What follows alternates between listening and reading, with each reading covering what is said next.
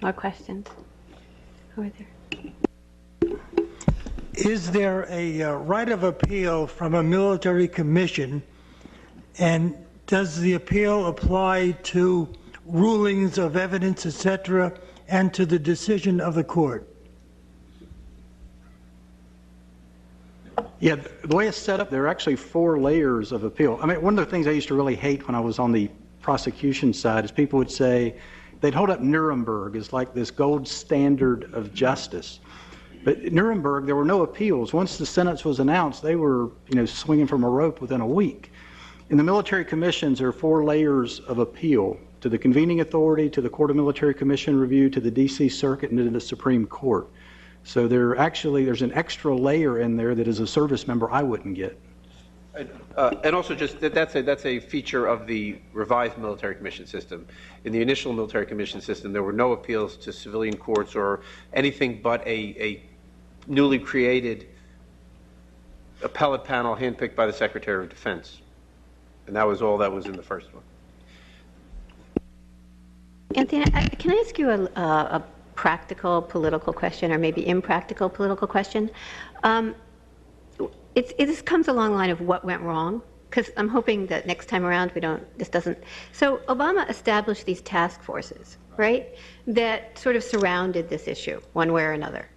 And basically, it was a discussion between extremes, right? And the idea was to take everybody, as I understood it, the president's idea was to take all these different opinions and passions into play. And so people kind of gave on maybe their extreme versions. Is that now a mistake? Because it seems that in the negotiation of what you'd give up and what you'd take, and I don't mean you personally, but each side, somehow the entire project was lost before we knew it. And do I have that wrong? Is that? I think a couple things. I mean, what went wrong? There were some very good people. This is where I will cede to the chair. There were some very good people who I interacted with who were doing the client review of the files, taking the 200, 300 or so, and then marching through them to see where they had evidence, would it hold up. And from what I hear from people's reputation, from a couple of hours of speaking with them and hearing more about how they interacted with other lawyers, working with the NACDL and the ACLU lawyers, I think they had some very competent people doing that part of the review. That task force, I think, was among the best ones. The ones that are looking more at the policy, which was not these group of guys, but another group, which was interdepartmental of DOD, State Department, DOJ.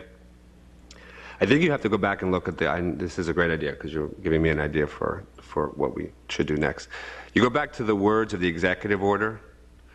It sounded so strident and so bold, and yet when you read the fine print, there were a lot of mays in there. The Department of, the Attorney General was put as the chief to review the Guantanamo policy. And he was to do so in consultation, I'm doing this all in memory, with the Secretary of Defense. Why even you would have included the Secretary of Defense in that kind of leadership role, especially when they enumerate the agencies that were a part of it, they had the Joint Chiefs of Staff, if I remember correctly.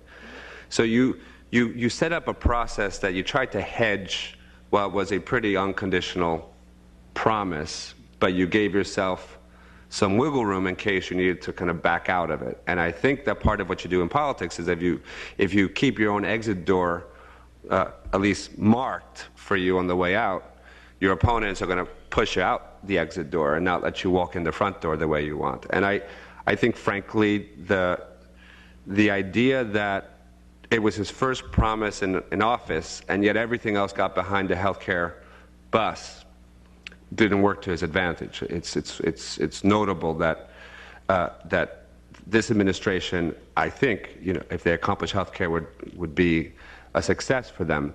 But the lack of success everywhere else, this is an administration that couldn't walk and chew gum. I mean, they weren't able to push through a lot of other promises they made, and they keep throwing balls in the air. Don't ask, don't tell in the State of the Union speech. 1 year, another ball in the air. Immigration reform, another ball in the air. And frankly, I would have preferred, I say this in retrospect, and I gave a big party after the executive orders, I would have preferred deferring this rather than just announcing this and then letting it be the stepwife to another agenda that would soil your ability to get this done. You take a bite of the apple, you want to eat the whole thing. Don't put the apple down for a year and come back to it and still think it's going to be healthy. I think what went wrong in the context of the federal criminal trials, Karen, is that hesitation. If on November 13th, Attorney General Holder made the announcement that these trials would be in New York, and they delivered them to New York on the 14th, which obviously they had to give a 45-day notice, but they could have given that back in July.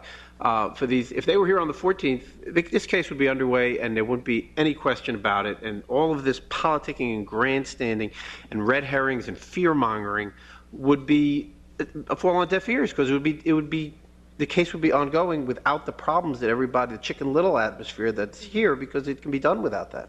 The only thing I'll add And to the same that, thing with Guantanamo. With Anthony says, you say it in January, you don't do anything about it until, November. look, even the stage crafting of the announcement of the Guantanamo trials coming to New York was fundamentally fumbled, if you play football.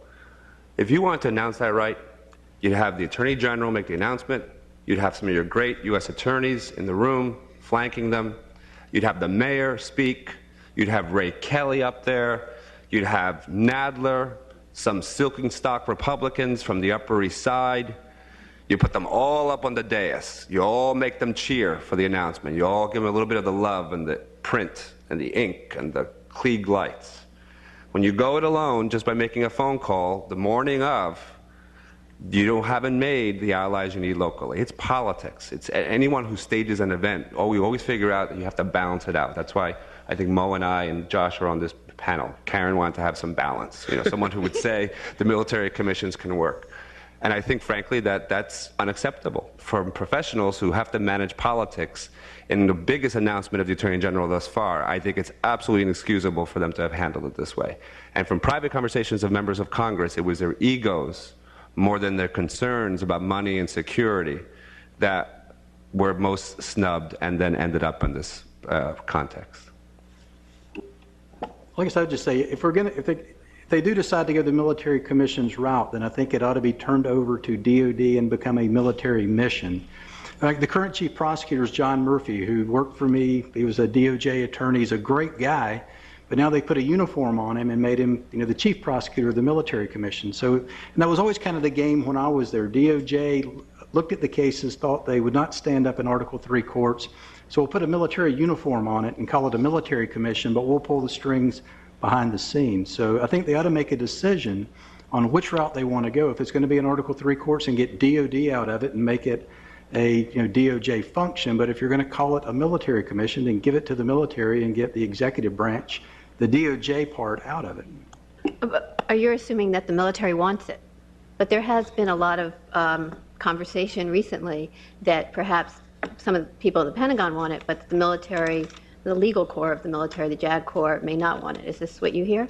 Yeah, well, the uniform side, the Judge Advocates General from the start, from back to 9/11 and 2001, I think, if anything good has come of this, is the reputation of military attorneys and judge advocates, that they were the ones that were standing up and say, do the right thing, apply the Geneva Conventions, treat these guys as POWs.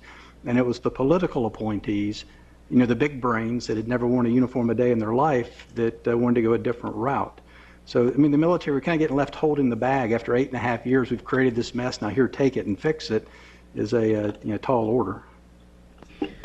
Okay, well, our time is out, but I think that I can't sum up everything, but I think that the lack of leadership, a lack of an articulate mission, has really left many in the room feeling a little bit disappointed about the course of events.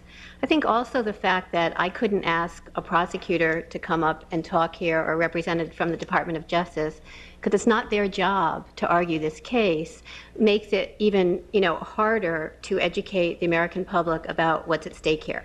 So I hope you've learned something, and I hope we see you next time. Thank you for coming. Thank our panel.